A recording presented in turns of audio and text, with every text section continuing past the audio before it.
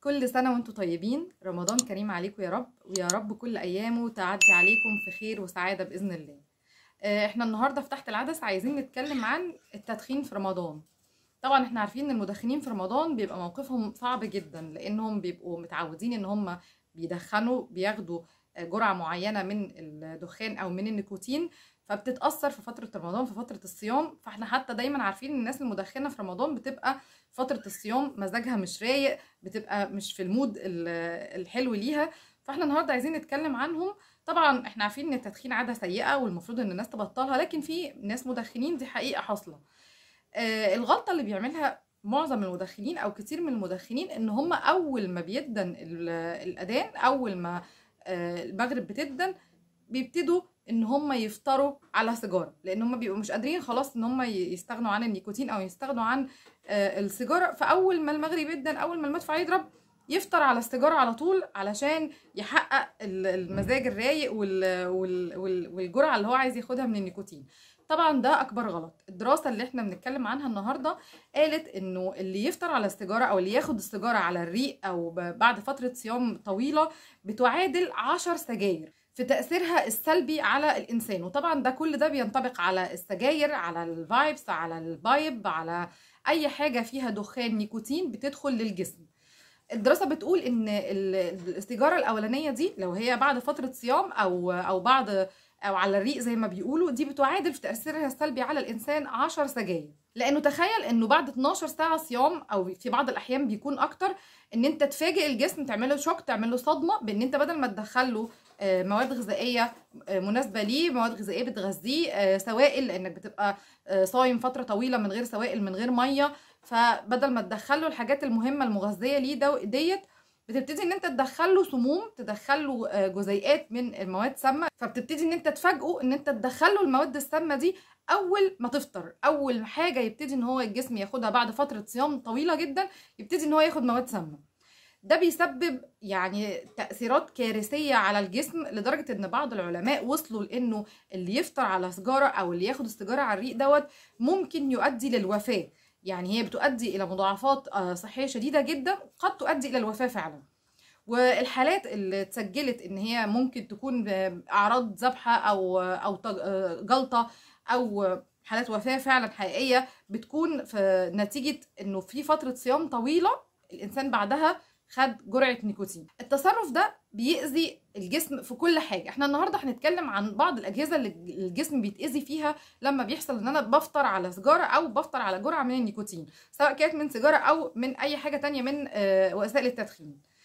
اول حاجة الجهاز الهضمي هنتكلم عنه. اللي بيحصل انه الجسم او الجهاز الهضمي لما بيتفاجئ بجرعة النيكوتين ديت او بيتفاجئ بالمواد السامة دي، العضلة العاصرة بتاعة المريء اللي بتصل ما بين المريء والمعدة بيحصل لها ارتخاء. هي في العادة النيكوتين فعلا بيعمل ارتخاء في العضلة ديت، ولكن لما بيكون الحكاية بعد صيام طويل، الجسم مش متعود ان هو لسه تنزل له اي حاجة، فاول حاجة يتفاجئ بيها تكون النيكوتين او المواد السامة دي. بيكون التأثير اقوى من لما يكون الانسان واكل وشارب ويبتدي ان هو ياخد سيجاره بعد اكل او شرب. بيحصل التأثير ده فعلا، بيحصل ان هو النيكوتين بيسبب ارتخاء للعضله العاصره دي اللي هي ما بين المريء وما بين المعده. العضله اللي ما بين المريء وما بين المعده بيبتدي يحصل لها ارتخاء، فتبتدي العضله تبقى مش قادره تعصر كويس القناه اللي ما بين المريء وما بين المعده، فبيحصل ارتجاع المريء اللي احنا بنقول عليه ارتجاع المريء. ان الاحماض بتاعه المعده بتبتدي انها تطلع على المريء، ودي بتبقى مسببه احساس مؤلم جدا في الصدر، بتسبب الم، بتسبب حرقان شديد جدا في الصدر. لان تخيل الحمض اللي موجود في المعده اللي بيعمل على هضم الطعام بتاعك ده بيطلع على المريء، انت بتحس بيه في صدرك، فده بيسبب الم شديد جدا. فدي بتكون اول الاعراض اللي المدخنين بيحسوا بيها لو حصل ان انت فطرت على سجاره. عشان كده اوعى تفطر على سجاره. طبعا كمان ارتجاع المريء دوت على المدى الطويل والمستمر، لو حد بيفطر كل يوم على سجاره عشان يلحق نفسه ياخد الجرعه بتاعه النيكوتين بتاعته، لو في استمراريه للحكايه ديت وفي مده طويله انت بتعمل التصرف ده على المدى الطويل، ده بيعمل قرحه في المريء، بيعمل نزيف، ممكن طبعا ان هو يسبب الوفاه، لان القرح بتاعه المريء ونزيف المريء ده بيبقى من اخطر الحاجات اللي ممكن تصيب الجهاز الهضمي. فده هيدخلك في مشاكل كتير انت في غنى عنها. صحيح الانسان المدخن بيدخل في مشاكل صحيه كتير، ولكن انت تقدر ان انت تقلل حتى الاضرار او الاعراض اللي ممكن تحصل لك نتيجه التدخين ده، بان انت ما تفطرش على سجاره ابدا. يعني تفطر الاول وبعدين ناجل الجرعه بتاعت النيكوتين بتاعتنا، فاوعى تفطر على سجاره. كمان اخذ السيجاره على الريق او الفطار على السجاير بيكون له تاثير سلبي جدا وتاثير مؤذي جدا وضار على الجهاز الدوري للانسان، القلب، الاوعيه الدمويه، الدم. لان احنا بنبقى صايمين فتره طويله جدا، بيكون مفيش سوائل في جسمنا، لان الصيام بيبقى حوالي 12 ساعه او اكتر في بعض الاحيان، فبيكون الدم فيه نسبه السمك بتاعه بيبقى عالي، يعني اللزوجه بتاعته بتبقى عاليه، الدم بيبقى لازج اكتر من الوقت العادي لانه مفيهوش سوائل. انت مش شارب ميه كتير علشان الدم يخف اللزوجه بتاعته شويه، وبالتالي الدم بيبقى اوريدي او يعني حقيقه في نسبه لزوجه عاليه. فلما المدخن يبتدي ان هو يشرب سيجاره على الريق، ده بيسبب عدم امتصاص الاكسجين في الدم بنسبه كبيره جدا، وبالتالي بيزود اكتر اللزوجه بتاعه الدم، وده اللي ممكن يسبب جلطات فوريه، لانه نسبه لزوجه الدم بتبقى عاليه جدا اوريدي ساعه الصيام. انا كمان باجي ان انا اديها نيكوتين فزود لزوجه الدم اكتر نتيجه عدم امتصاص الاكسجين بشكل كافي، فيبتدي ان هو يحصل جلطات في الحاله دي. كمان بيحصل عدم انتظام في ضربات القلب، بيحصل ارتفاع لضغط الدم، لان طبيعي احنا في لزوجه عاليه للدم، في جلطات، فضغط الدم بيرتفع اكتر، لان الاوعيه الدمويه بيحصل فيها زي تصلب، فبيبقى الدم مش قادر يمر، فبيبتدي ان هو يحصل ارتفاع شديد في ضغط الدم، وده طبعا ممكن يؤدي لمشاكل صحيه خاصه بالقلب وبالمخ. فببتدي انها تنقل من مرحله عرض يؤدي لحاجه اكبر، ممكن لا قدر الله انها تؤدي للوفاه. فعشان كده اوعى تفطر على سجاره. كمان فجائيه التدخين بالشكل دوت، اول ما تبتدي ان انت تفطر على نيكوتين او تفطر على السيجاره او اي حاجه بتكون فيها ماده النيكوتين او الدخان ده، بيبتدي ان هو يسبب زي صدمه للجسم، فبيأثر على مناعه الجسم ككل، فيبتدي ان الانسان يكون اكثر عرضه للاصابه بالفيروسات، بالبكتيريا، بالامراض اللي موجوده حوالينا في الجو، اللي ممكن يكون الانسان الطبيعي مش هيتأثر بيها قوي، لكن الانسان المدخن اللي بيفطر على سجاره بيعرض نفسه بنسبه اكبر بكتير ان هو يصاب بيها. في حاجه كمان بتصيب الانسان اللي ممكن ان هو يفكر ان هو يفطر على سجاره، ودي طبعا من اخطر الحاجات اللي ممكن الانسان يعملها، جفاف الحلق. جفاف الحلق، احنا طول فتره الصيام ما بنشربش ما بناكلش، فبيبقى عندنا في شيء من الجفاف في الحلق، في الاغشيه اللي موجوده في الفم دي بيبقى فيها شيء من الجفاف.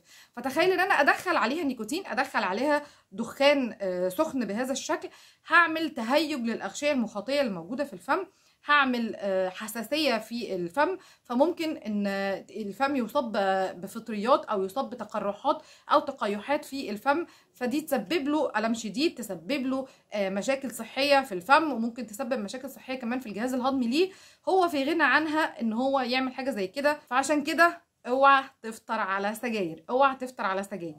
طيب احنا اتكلمنا دلوقتي عن كذا حاجه ممكن تسببها الافطار على السجاير، وقلنا ان في بعض العلماء بيقولوا ان خطوره الافطار على السجاير او على النيكوتين ممكن تؤدي للوفاه.